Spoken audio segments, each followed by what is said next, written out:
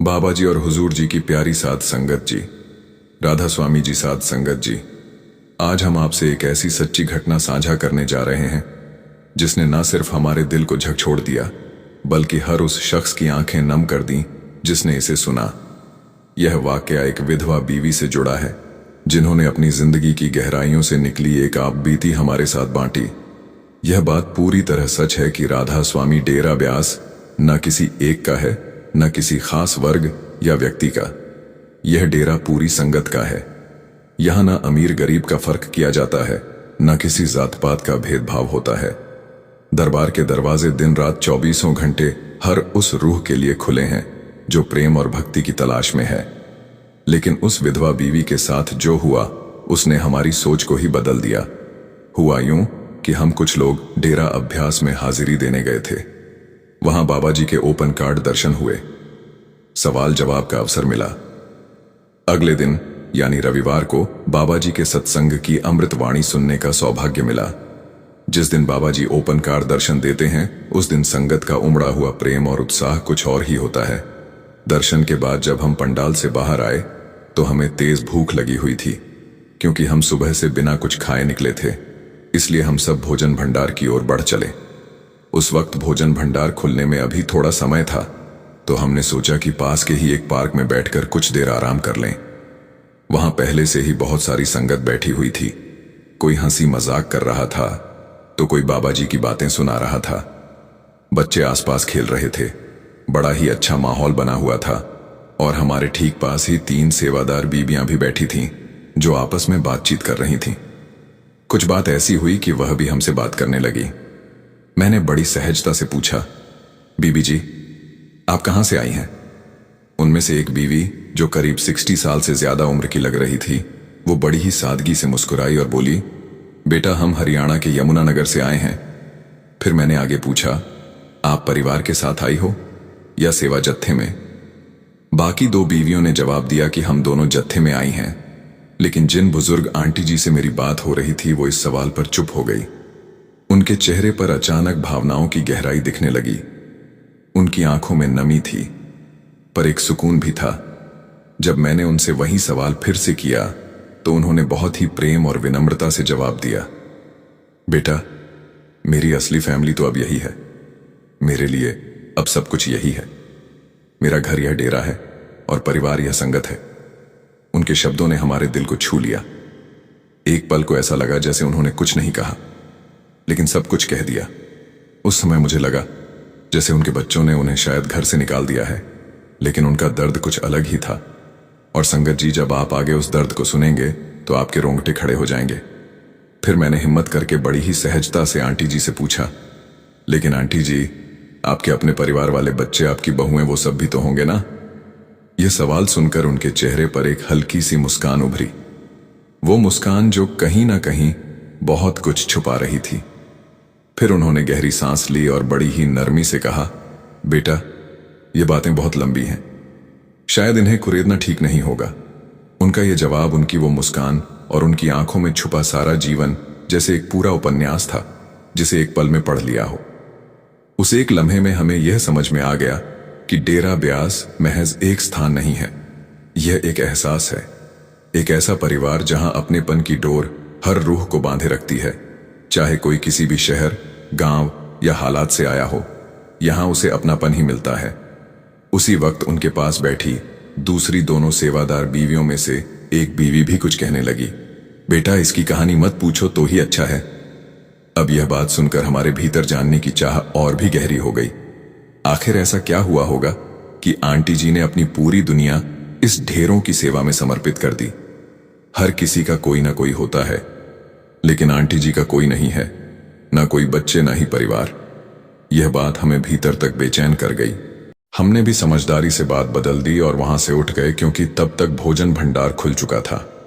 हम अंदर जाकर भोजन करने लगे, लेकिन मन वहीं अटका हुआ था। मेरे दिल में यही सवाल घूमता रहा, क्या हुआ होगा उस महिला के साथ कि उन्होंने अपने जीवन की हर उम्मीद मालिक के चरणों में समर्पित कर दी। भोजन खत्म करने के बाद हम खुद को रोक नहीं सके और फिर से उसी पार्क की तरफ लौट गए। वहां देखा कि तीनों बीबियां अब अपनी सेवा में जुट गई थीं, लेकिन हमारे दिल की बेचैनी अब काबू में नहीं थी और हम सीधा उनके पास पहुंच गए। हमने बड़ी विनम्रता से फिर पूछा, आंटी जी कृपया सच सच बताइए, क्या आपकी शादी नहीं हुई थी या शादी हुई थी और फिर कुछ हुआ? आप हमारे लिए अजनबी हो, लेकिन आपसे एक ही मुलाकात में हमें आपके अंदर एक अपनापन नजर आने लगा। इसलिए हम जानना चाहते हैं कि आप इस संसार में अकेली कैसे रह गई। सबका कोई ना कोई तो होता है। इस पर पास खड़ी दूसरी बीवी थोड़ा संकोच से बोली, बेटा अभी सेवा का समय है, आप लोग बाद में आकर मिल लेना। लेकिन आंटी जी की बातों में, उनके स्वभाव में कुछ ऐसा अपनापन था कि उनसे दूर जाने का मन ही नहीं कर रहा था। ऐसा लग रहा था जैसे उनसे कोई पुराना नाता हो, जैसे बरसों पुरानी जान पहचान हो, एक ऐसा रिश्ता जो शब्दों से नहीं आत्मा से जुड़ा हो। मन मानने को ही तैयार नहीं था कि बस अभी की मुलाकात है। फिर आंटी जी ने मेरी ओर बड़ी ही शांत नजरों से देखा और बोली, बेटा आज शाम को ठीक 5 o'clock बजे इसी जगह मिलना। तुम जानना चाहती हो कि मेरे साथ क्या क्या हुआ, तो मैं तुम्हें सब कुछ बताऊंगी। उनकी यह बात सुनकर मैंने मुस्कुराकर सिर हिला दिया। वो तीनों बीबियां फिर अपनी सेवा में लग गईं और हम भी वहां से निकल गए। दिन धीरे धीरे गुजरता गया। जैसे जैसे शाम का रंग गहराने लगा, ठीक 5 o'clock बजने से 10 मिनट पहले हम उसी पार्क में पहुंच गए। दिल में एक हल्की सी उम्मीद थी, मगर साथ ही यह डर भी कि शायद आंटी जी अब ना आए। हम वहीं एक किनारे बैठ गए, बार बार घड़ी देखी और जब तय वक्त बीत गया 5:15 हो गए तो मैंने धीरे से कहा, शायद आंटी जी अब नहीं आएंगी, चलो वापस चलते हैं। हम उठ ही रहे थे कि देखा सामने से वही आंटी जी चली आ रही थी। उन्हें देखकर एक अजीब सी राहत सी महसूस हुई, जैसे कोई अपना वादा निभाने आया हो। जब वो पास आई तो मैंने मुस्कुराकर कहा, आंटी जी सच कहूं तो मुझे यकीन नहीं था कि आप आओगी। आंटी जी ने बड़ी ही सरलता से वही अपनी सौम्यता के साथ जवाब दिया, बेटा जब मालिक के घर बैठकर और मालिक का नाम लेकर अगर किसी को वचन दिए जाए तो उन वचनों का मान जरूर रखना चाहिए। ऐसा कैसे हो सकता था कि मैं यहां ना आती? हाँ, मैं थोड़ा लेट जरूर हो गई, उसके लिए आप लोग मुझे माफ कर दीजिए। उनका यह विनम्र स्वभाव दिल को छू गया। हम सब लोग पार्क की एक बेंच पर बैठ गए। मैंने थोड़ी हिम्मत जुटाई और धीरे से पूछा, आंटी जी अगर अब आप सहज महसूस करें तो बताइए कि आपका परिवार कहाँ है। यह सुनते ही उनके चेहरे पर एक नरम सी उदासी उतर आई, आंखों में नमी उभर आई, मगर चेहरा अब भी शांत था। उन्होंने धीरे से कहना शुरू किया, मेरी शादी हुई थी, मेरा मायका पूरा सत्संगी था, पूरा घर बाबा जी के प्रेम में लीन रहता था। मुझे भी जब मैं करीब 19-20 साल की थी तो उस समय 1984 में हुजूर महाराज जी से भजन सिमरन की नेमत मिली थी। मैं भी पूरी श्रद्धा से साधना में लगी रहती थी और उन्हीं दिनों मेरी शादी भी हो गई थी। मगर मेरी शादी ऐसे घर में हुई जहां सत्संग का नाम तक लेना मना था। वहां मालिक के नाम की बात करना जैसे कोई गुनाह हो। वो लोग सिर्फ मंदिरों को मानते थे और गुरुओं की बात तक नहीं करते थे। इतना कहते कहते उनकी आवाज में बीते सालों की खामोशी झलकने लगी। चेहरा उस पल जैसे एक खुली किताब बन गया जिसमें हर पन्ना संघर्ष, पीड़ा और प्रेम से लिखा था। आंटी जी ने फिर बोलना शुरू किया, शादी के शुरुआती दिन बहुत अच्छे थे। मेरे पति समझदार और शांत स्वभाव के थे। उनका परिवार भी औसत था, कोई बड़ा झगड़ा नहीं, ना कोई खास दिक्कत। सबसे बड़ी बात यह थी कि उन्होंने कभी मेरे परमार्थ के रास्ते में रुकावट नहीं डाली। जब मैंने उनसे डेरा जाने की बात कही तो उन्होंने खुशी से साथ दिया। धीरे धीरे वह खुद भी सत्संग में रुचि लेने लगे और मेरे साथ सत्संग और सेवा में जाने लगे। उनकी एक सरकारी नौकरी थी, वो बोली, और कुछ समय बाद मैंने भी नौकरी के लिए आवेदन दिया। मालिक की कृपा हुई और मुझे भी अध्यापक के तौर पर सरकारी नौकरी मिल गई। जिंदगी की गाड़ी साथ में चल रही थी और सब कुछ बहुत सुंदर लगने लगा था। फिर आंटी जी के चेहरे पर एक नई रोशनी सी आ गई जब उन्होंने अगली बात कही। फिर कुछ वक्त बाद हमारी गोद में एक नन्ही सी परी आई, एक प्यारी सी बेटी। घर जैसे बाहर बन गया। मेरी दुनिया ही बदल गई थी। मेरे पति ने भी नामदान ले लिया था, लेकिन जैसे जैसे वक्त बीतता गया ससुराल में चीजें बदलने लगी। वहां के बाकी लोगों को यह बिल्कुल रास नहीं आया कि हम बाबा जी के पास जाते हैं। उन्हें सत्संग से, सेवा से और मेरे इस मार्ग से नफरत सी थी। धीरे धीरे उन्होंने बातें बनानी शुरू कर दी। मुझे ताने मिलने शुरू हो गए कि इस औरत ने हमारे बेटे पर कोई जादू कर दिया है। बाबा के चक्कर में इसे कुछ दिखता ही नहीं। हमारा बेटा तो अब इसकी उंगलियों पर नाच रहा है। कभी ताना, कभी जली कटी बातें, कभी चुपचाप नजरों का तिरस्कार। मैंने सब सहा। ससुराल में मेरी ननद और देवर मुझे जादूगरनी कहते तो कोई और भी नीच बातें सुनाता, मगर मैंने हार नहीं मानी, चुपचाप सहती रही। इस तरह वक्त बीतता गया। मेरी बेटी अब 5 साल की हो चुकी थी। घर में थोड़ी रौनक थी, वह मेरी दुनिया थी। फिर एक दिन एक शाम मेरे पति ऑफिस के काम से बाहर गए हुए थे। काम खत्म करके लौटते वक्त एक बहुत भयानक सड़क हादसा हुआ। इतना गंभीर एक्सीडेंट था कि उन्हें बचने का एक भी मौका नहीं मिला। सब कुछ चंद सेकंड में खत्म हो गया। उस हादसे ने मेरे पति की जान ले ली। इतना कहते कहते आंटी जी रोने लगी। फिर हमने आंटी को दिलासा दिया और पानी पिलाया। आंटी ने आगे बताया कि जब यह खबर घर पहुंची तो जैसे तूफान आ गया। रोने चीखने की आवाजें, अफरा तफरी, और मेरे लिए जैसे वक्त वहीं ठहर गया। मेरा तो सब कुछ एक झटके में उजड़ गया था। अंदर ही अंदर मैं टूट चुकी थी। कुछ समझ नहीं आता था। दिल चीखता था, हे मालिक, ये तूने मेरे साथ क्या किया।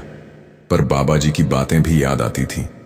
जो होता है वह मालिक की मौत से होता है। मैंने खुद को संभालने की बहुत कोशिश की, आखिरी रस्में पूरी की, लेकिन उस माहौल में मैं अकेली पड़ गई थी। अभी कुछ ही दिन बीते थे कि हुजूर महाराज जी ने भी 1990 में चोला छोड़ दिया।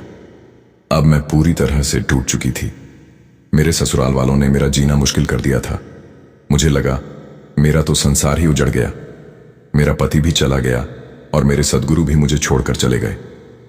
अड़ोस पड़ोस और ससुराल पक्ष की तरफ वाले रिश्तेदारों ने मेरे सास ससुर के कान भरने शुरू कर दिए।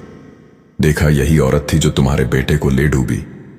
रोज उस बाबा के पास जाती थी, अब तो अपने पति को भी खा गई।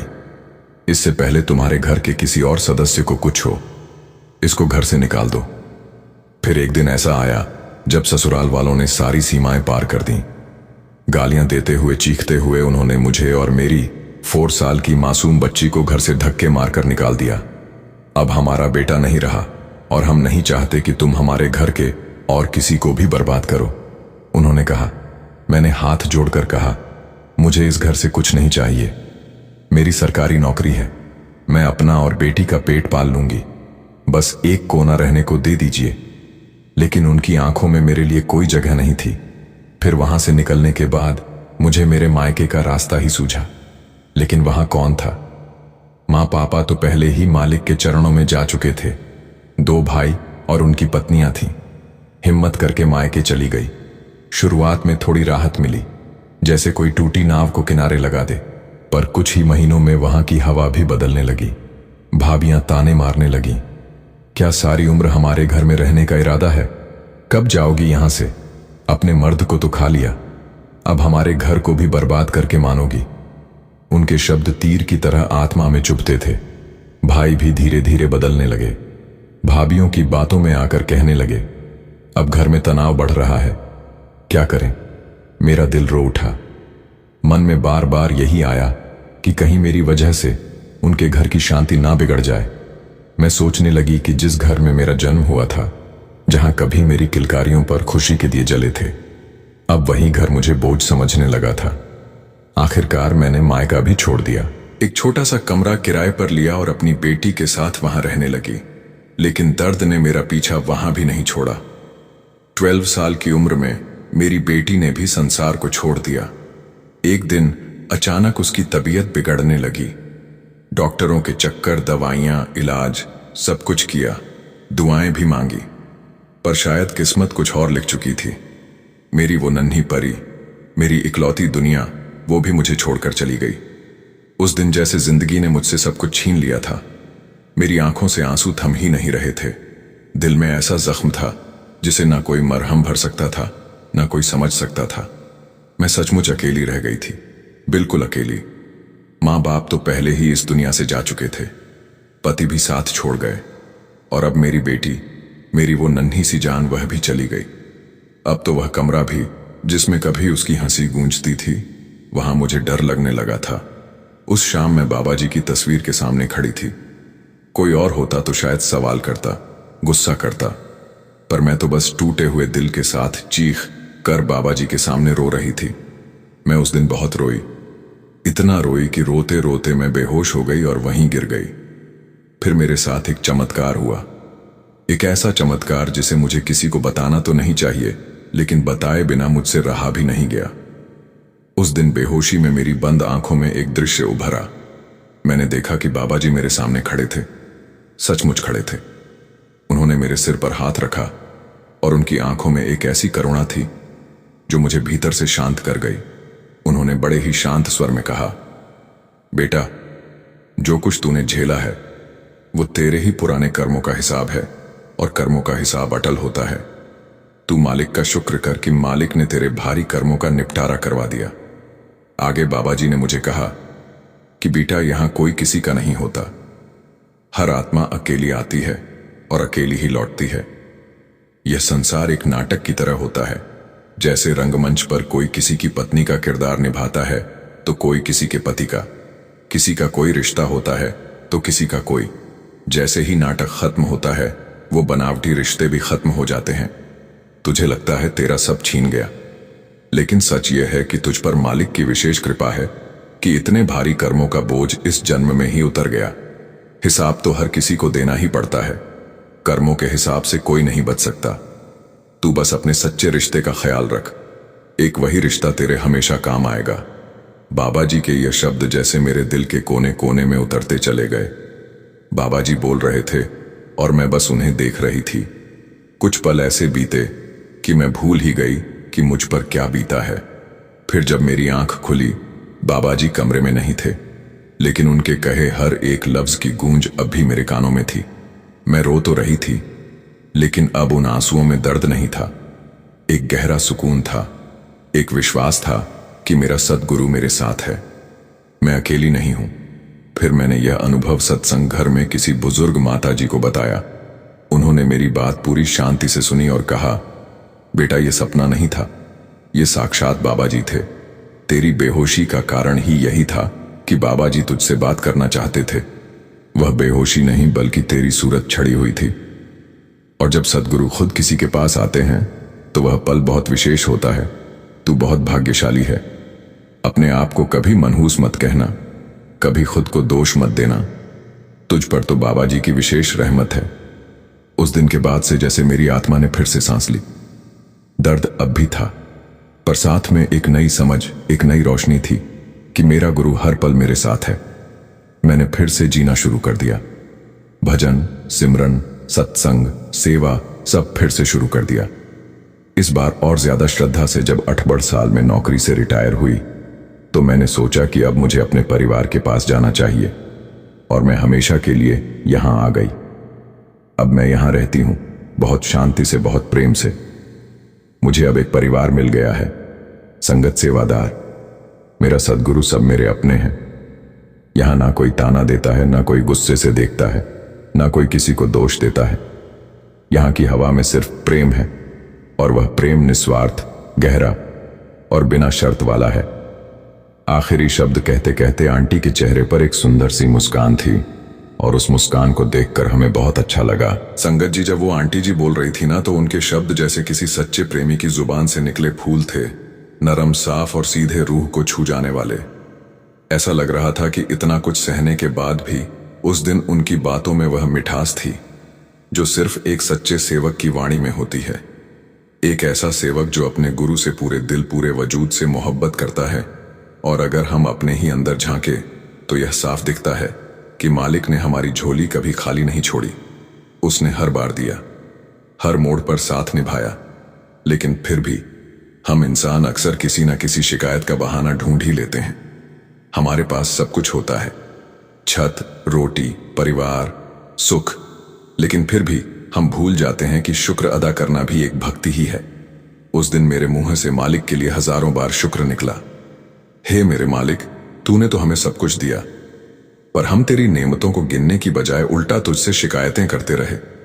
शुक्र मनाना तो दूर, हम तुझे याद भी तब करते हैं जब कोई परेशानी सिर पर आती है। हम लोग कितने बड़े स्वार्थी हैं, जब मतलब हो तभी तुझे याद करते हैं। संगत जी, एक बात हमेशा याद रखना कि मालिक से कुछ मांगना है तो सिर्फ मालिक से मालिक को मांगो, बाकी सब कुछ खुद ब खुद आता है। मांगने का मतलब यह नहीं कि हाथ जोड़े, माथा टेका और मांग लिया। मांगने का मतलब है हमें मालिक के बहाने में रहकर मालिक से प्रेम करना है, भजन सिमरण करना है, बाकी सब मालिक की मौज पर छोड़ देना है।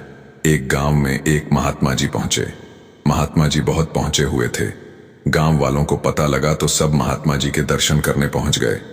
उस गांव का जो सबसे अमीर आदमी था, उसने महात्मा जी से अकेले में कुछ बात की और कहा, महात्मा जी, मैंने सुना है आपका डायरेक्ट भगवान के साथ कनेक्शन है, आपकी भगवान से रोज बात होती है।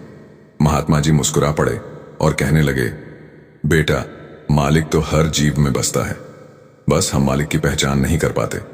फिर अमीर आदमी कहने लगा, महात्मा जी, मेरी आपसे एक गुजारिश है, क्या आप मेरी एक विनती भगवान तक पहुंचा दोगे? महात्मा ने हाँ में सिर हिलाया तो अमीर सेठ कहने लगा, मालिक से कहना, हे मेरे मालिक, तूने मुझे बहुत कुछ दिया है, अब मुझे और कुछ नहीं चाहिए, अब देना बंद कर दे और मेरे हिस्से का धन किसी जरूरतमंद को दे दे। महात्मा मुस्कुराते हुए बोले, ठीक है, मैं आपकी विनती भगवान तक पहुंचा दूंगा। उसी गांव का एक भिखारी भी उस दिन महात्मा से मिलने पहुंचा तो उसने भी कहा, मेरी भी एक विनती मालिक तक पहुंचा दो। महात्मा ने कहा, तुम्हारी क्या विनती है?